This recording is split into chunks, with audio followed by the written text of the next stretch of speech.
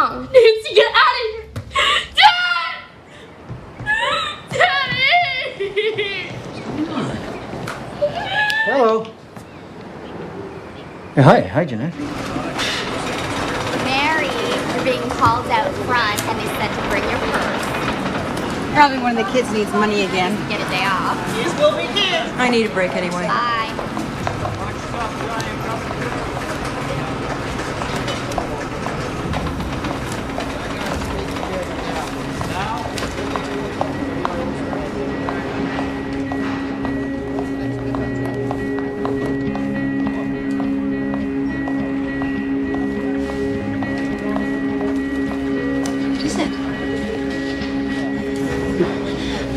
Bobby killed himself.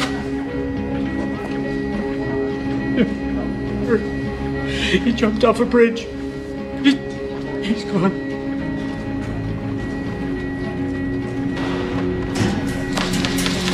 Help me!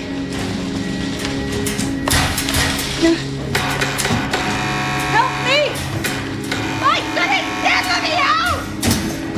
Let me out! My son is dead! Let me out!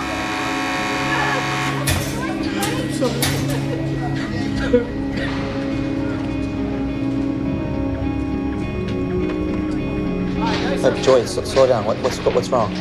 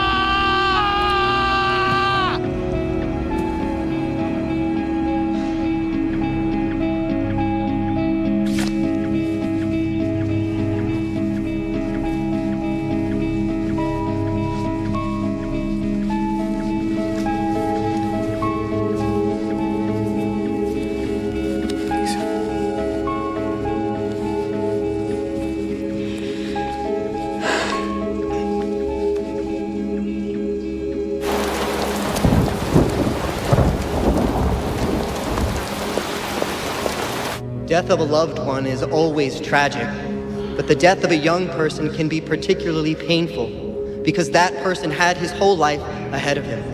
You know, Bobby was only 20 years old. We'll never know who he could have been or what he could have accomplished. And Bobby was a good young man, but he was lost. By giving in to temptation, he strayed. Then, disillusioned, he chose to end his life. And we know to condemn the sin, not the sinner. It was this sin that Bobby succumbed to. It led to his unhappiness, and it led him to take his own life. As goodness begets goodness, so does sin beget sin. They're okay with this.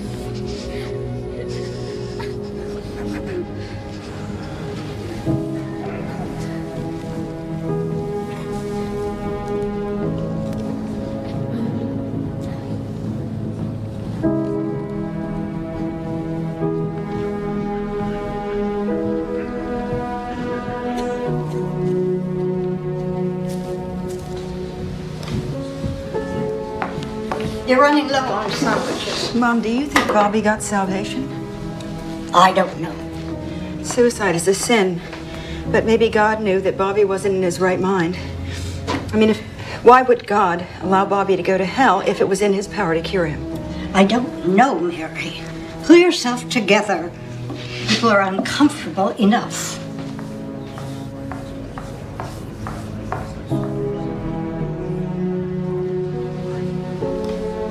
Thanks for coming out. Sorry for your loss. I'm so sorry for your loss. Yes.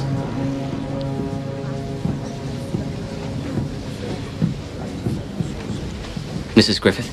Mr. Griffith? I'm David. I was a friend of Bobby's.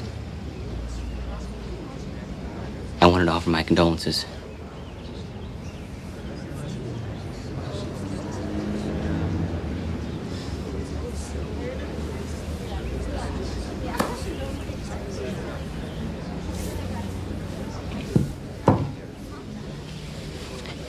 was an amazing young man.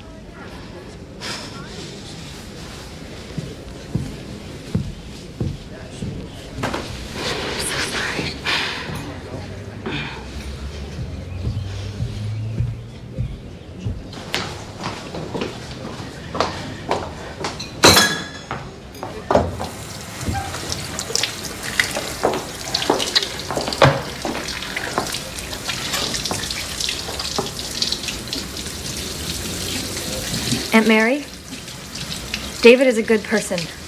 All of Bobby's friends were. When Bobby was here, it was under control.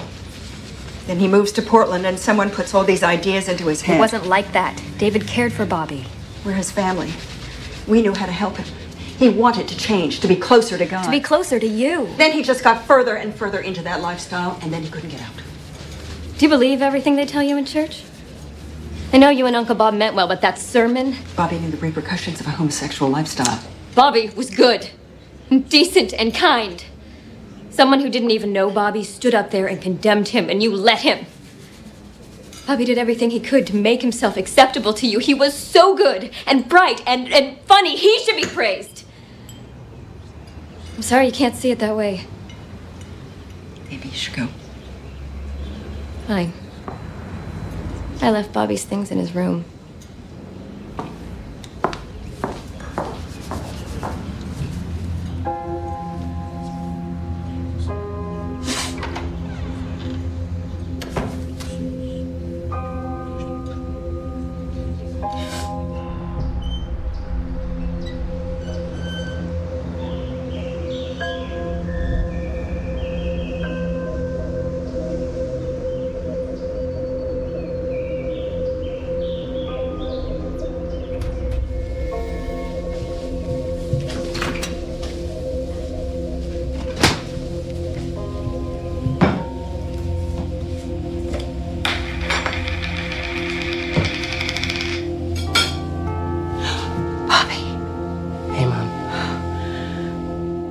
Ever do that again? I knew it wasn't true. I knew God would bring you back to me. Mom, you worry too much.